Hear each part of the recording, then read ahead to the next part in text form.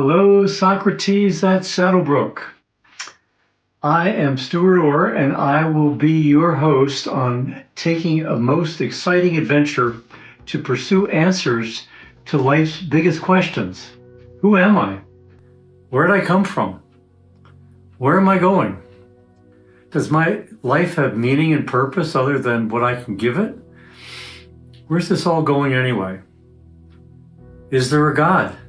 Or was Freud right? Just wishful thinking. Can we even discover such answers? Is there any hard evidence anywhere? Or is it just a matter of blind faith? And if we got answers, would answers make any difference? I didn't start asking those kind of questions until I was in my 30s. Life was kind of a bowl of cherry up until that point of time. But it got more complicated. I had a wife and children and a home and a business and employees and a payroll to meet.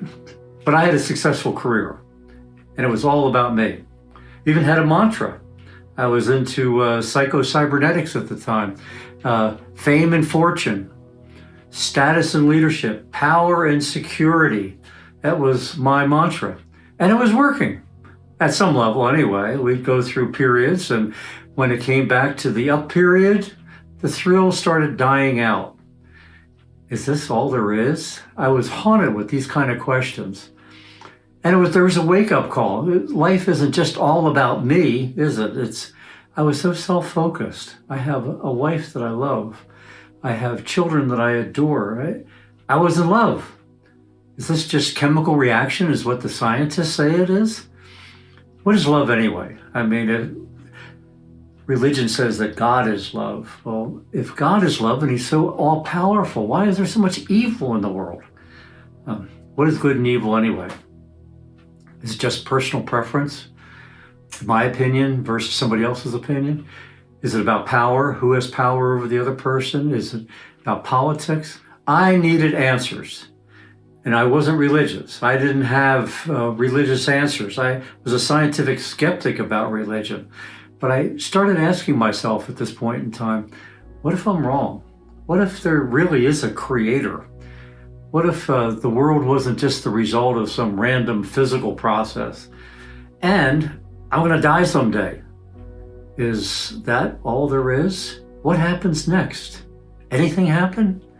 Is there any evidence anywhere? Anywhere? Now, I made this into a research project for the next couple of years in my early 30s. I have graduate degrees in science and in operations research. I was going to treat it like an operations research project. I was going to find the hard evidence. I was going to examine the hard evidence. I was going to use reason and the scientific method that I've been trained in. And I undertook this as a project. What do the experts say? I'm not an expert in any of these fields, but I know enough about it to be able to read their materials and understand what they're saying, or at least try to understand what they're saying, and then I will draw my own conclusions. And I did. And I kept this study going for years. In fact, I'm still doing this study for decades later. And actually, it was that research and this interest and the excitement of the whole journey that lent itself to starting this new club called Socrates at SaddleBrooke. That's when it was born. Culmination of all those years of investigation. And now this is the opportunity to present that evidence to you so you can draw your own conclusions. Along the way, I'll share my journey as well.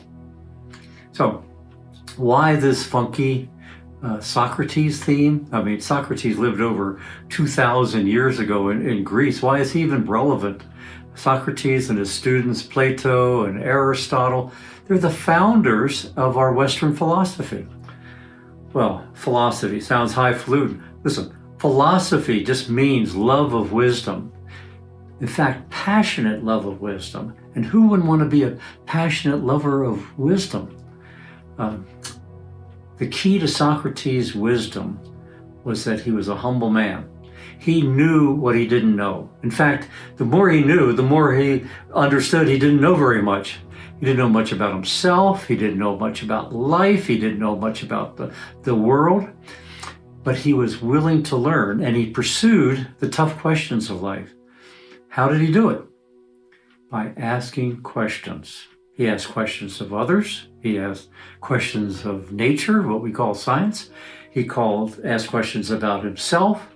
In fact, he was a pest. To his friends, he went around Athens and constantly bombarded them with these kind of discussions.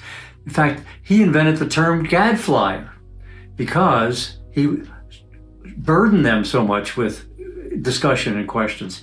He studied. He just didn't listen. He studied what they were saying. He gathered evidence. He thought deeply about things. And he took the time to do that. That's not really very much today, is it? Taking time to do these kind of things, to think deeply about origins and destiny. He explored these things with an open mind, and he followed the path of evidence wherever it may lead. He annoyed and admonished his fellow citizens. In fact, he challenged me. He said, you know what?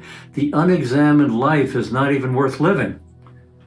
Test your assumptions. Check things out.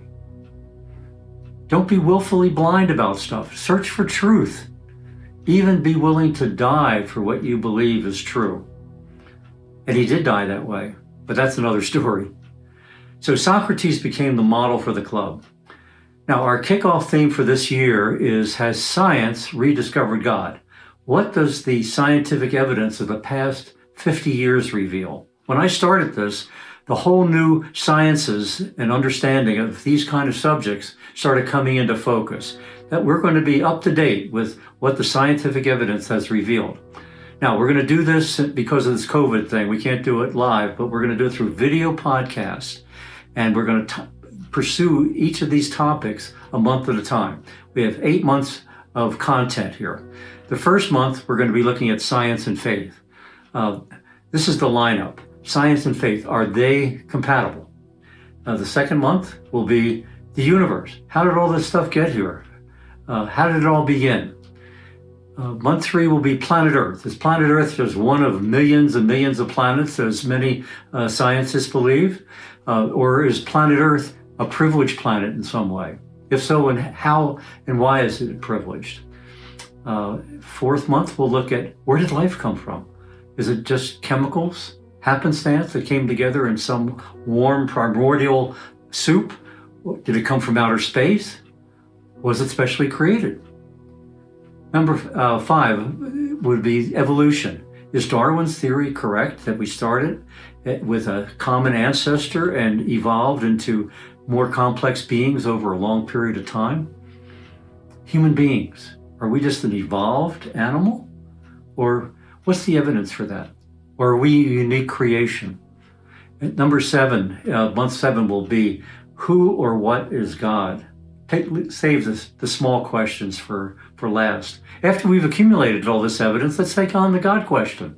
What's the evidence? And the 8th and concluding months will be our conclusions. What are our conclusions?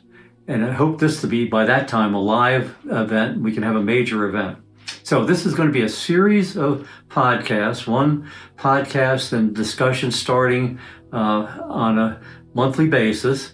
And they'll remain up for the whole year. So I want you to review the website, understand how this works. Now, these podcasts will be posted monthly, and they'll be free for your subscription. So just put your name and email in there, and they'll be free. One of probably the most important aspect of the Socrates at SaddleBrooke is the Socrates Forum. And I want you to consider joining the club. It's a small fee, but it allows you to be a Socrates and ask other people questions. You'll be able to ask questions and receive answers from other members. Then I want you to think deeply. Start a conversation online about these kind of things. Pursue it at your own pace to your own conclusion. Discover what you believe. And even more importantly, why do you believe it? Now, put on your best Socrates persona. Start discovering reasoned answers for what you believe. This could be one of the most exciting adventures of your life. I know it has been for me. So I hope to see you here each month for a new podcast.